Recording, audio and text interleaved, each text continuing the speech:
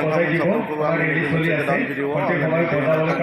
आङो दिनै मोनसे गोदान भिडिअ लाबोनो आङो हास्थायबाय दिनैनि बे भिडिअआनो जागोन जोंहा भारत हादरनि बिथोन बायदियै जि मेरि देश कालाश यात्रा बिनि जि हाबाफारि दिनै बियो उदालगुरि डेभेलपमेन्टनि ब्लकनि सिङाव थानाय मोनफ्रोमबो VCDCनिफ्राय जोंहा जिथुनिखि हा कालेक्सन खालामनाय नैबे हाबाफारिया दिनै जोबथा आरो बेखौनो दिनै नैबे मनपुर गेवलां गेलेग्रा फोथाराव उदालगुरि डेभेलपमेन्ट ब्लकआ बेयाव थि खालामनाय जादों बे हाबाफारिखौ आरो बेयावनो आंबो दान्दिसे नुजाफैनो हाबाय आरो नोंथांमोननि थाखाय आङो बे भिडिअखौनो दिन्थिलांनो नाजागोन लोगोफोर नोंथांमोना नायलांबाय थादों आरोना लोगोफोर दे अब्ला जोंहा हाबाफारिया बिदि जागोन बेनिफ्राय आरो मा होनना बुङो नैबेथिं जोंहा मोनफ्रोमबो VCDCनिफ्राय सफैनो हानाय रायजो राजाफ्रा नै बिथिं दङ बेनिफ्राय आरो जोंहा बिथिं दाइसआव माबायदि प्रग्राम खालामदों आङो बेखौबो नोंथांमोननो दिन्थिगोन नायलांबाय था लोगोफोर नैबेयाव दाइसआ नै बिदि बनायनाय जादों स्टेजआ बेनिफ्राय आरो नैबिथिं जोंहा जिथुनिखि नैबेयाव हाखौ जाय VCDCफोरनिफ्राय हा लाबोदों हाखौ नैबेयाव नै बिदि जमा खालामनाय जादों नैबिथिं सिरिबाङै बेनिफ्राय नैबे जाहैबाय बिथाङा जाहैबाय भैरागुरि VCDCनि चेयारमेन बिनजा बसुमतारी नैबिथिं नै हाफोरखौ नैबेयाव जमा खालामनाय जादों नैबेयाव सिरिबाङै बेनिफ्राय आरो माखासे फैबाय थादों दासिमबो सफैजोबाखै जोंहा गासै 32टा VCDC दङ आरोना आङो बेखौनो दिन्थिलांबाय थानो नाजागोन नोंथांमोननो फारियै प्रग्रामा माबायदि जायो लोगोफोर जोंहा गासैबो डिपार्टमेन्टनिफ्राय बेयाव सफैनो हादों आरो बाहागो लाफैनो हादों नै जोंहा नैबिथिं SSB सारमोन दङ बिथिं बिथांमोननि अफिसारफोर दंफैयो आरो लोगोसे उदालगुरि जिल्ला बेंगिरि आरो बिदिनो मोनफ्रोमबो डिपार्टमेन्टनि अफिसार बिथांमोन दंफैयो नै बिथिं जोंहा गामिनिफ्राय सफैनो हानाय रायजो राजा नै बिथांमोना नै बिथिं दङ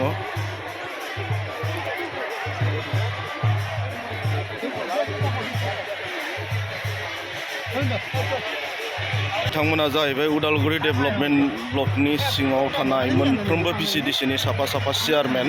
आइजो चेयारमेनफोर बिथांमोना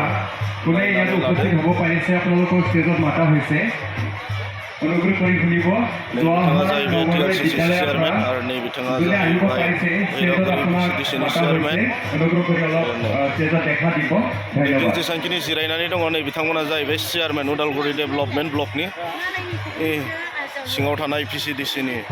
चेयारमेन नै बिथांमोना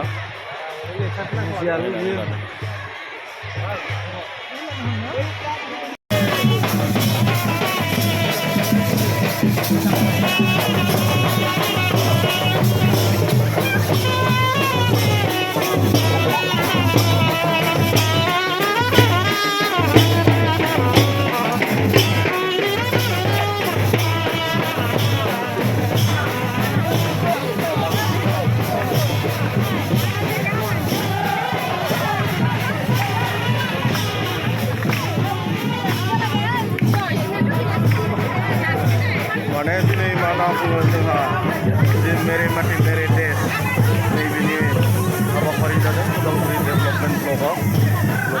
आरो मोनफ्रोमबो VCDCनिफ्राय हाखौ बेयाव दिनै जमा लाबोनाय जादों आरोना नैबे रेलि खालामनानै लाबोनाय जादों आरोना लोगो नायदो गाजा गोमजा नैबेयावनो जागोन हाबाफारिया दिनैनि हाबाफारिया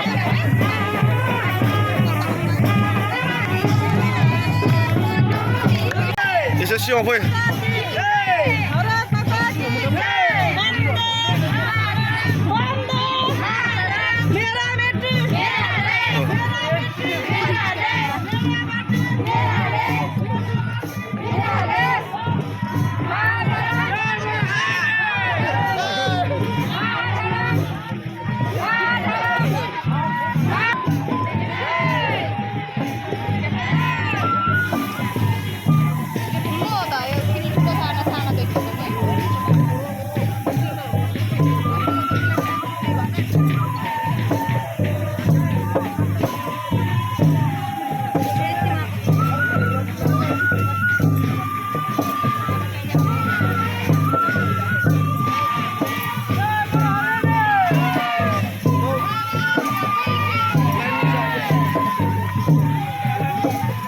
बुन्दु मा जादों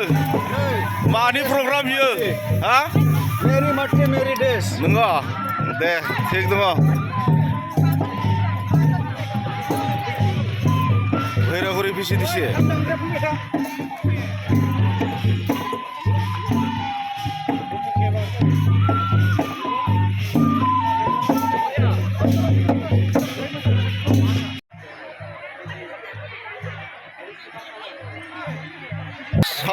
साउन्ड আগতে আনিব লাগিছিল বজোৱাটো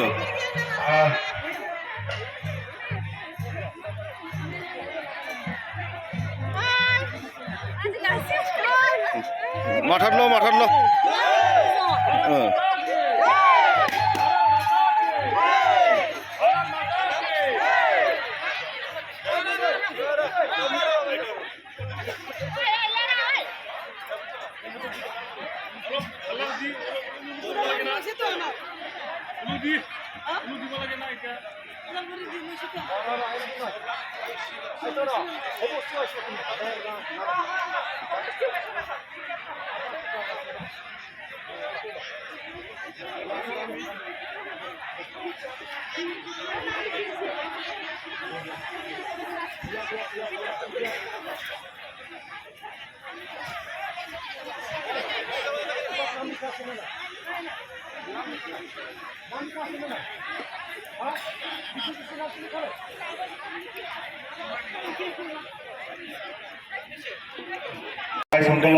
বিনম্র অনুরোধ বিथांमोना मोसागोन आङो बिथांमोननि मोसानायखौ दिन्थिनो नाजागोन আসন গ্রহণ করে যেন नानि मोना অনুরোধ জানাইছো কি গাঁৱৰ পৰা আহিছে মাইনান্তে হে গাঁৱটো ক হে अदला भिसिडिसिनिफ्राय बिथांमोना मोसानानै दिन्थिगोन नोंथांमोननो दायो आङो दिन्थिनो नाजागोन बिथां बिनानावमोननि मोसानायखौ ओमफ्राय आरो जोंहा नै बिथांमोना जाहैबाय बर'नि ट्रेडिशनेल मोसाखावरि आइजोफोर बिथांमोना बबे भिसिडिसिनिफ्राय फैनो हादोंथाय भैरागुरि भिसिडिसि आदसा मोजां बिथांमोना जाहैबाय भैरागुरि भिसिडिसिनिफ्राय मोसाखावरि हिसाबै बेयाव बाहागो लाफैनो हादों आरो बिथांमोना दिनै मा होनो जोंहा अमृत कैलाश यात्रायाव बिथांमोना मोसा बरायनानै लानानै फैबाय आरो ने दैहुखौ हाखौ आरो बिथांमोनाबो दा बिथांमोननिबो मोसानाय आङो दिन्थिनो नाजागोन नोंथांमोननो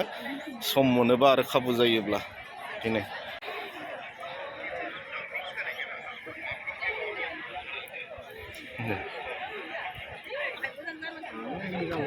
दीपू भाई कैसे ठीक है ना क्या हो रहा है इधर प्रोग्राम किस लिए मेरा माटी मेरा देश अच्छा ठीक है अच्छा लगा है ना अच्छा है ठीक जोंहा नै बिथांमोना जाहैबाय उदालगुरि डेभेलपमेन्ट ब्लकजोंनो नांजाबनानै थानाय SRLM डिपार्टमेन्टनि नै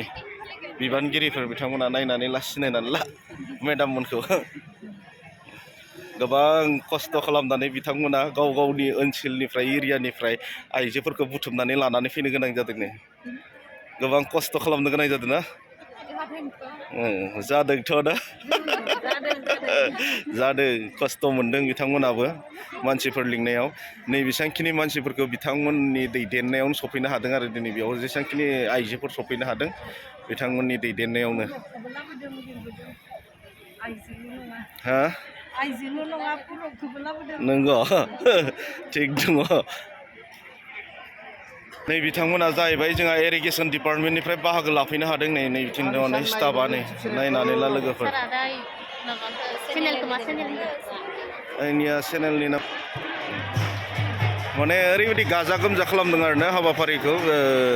भिसिडिसि लेभेलनिफ्राय सोरबा लाबोदों बेम पार्टि बिदिनो सोरबा लाबोदों बर'नि ट्रेडिशनेल मोसानाय আমি খন্তে সময় পিছতে আমাৰ আজি কাৰ্যসূচীখন আৰম্ভ কৰিম গতিকে ট্ৰেডিশনেলखौ লানাनै ৰাইজক মই বিনম্ৰ অনুৰোধ জনাইছো আপোনালোকে মেইন ফিল্ডত আহি আসন গ্ৰহণ কৰে যেন আমি খন্তে সময় পিছতে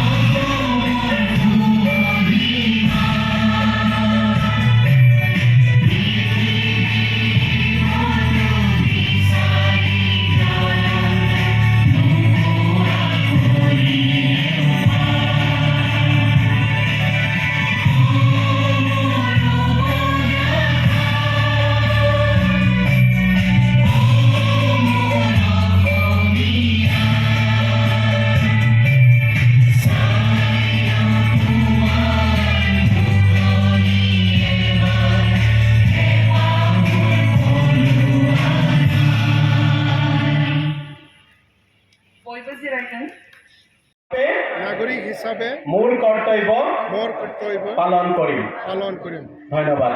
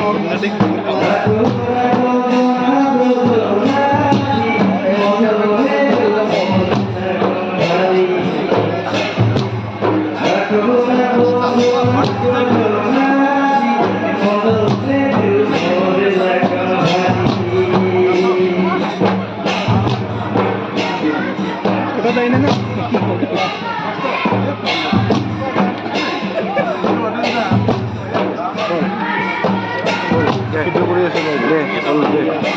একটু লাস্ট, বাস।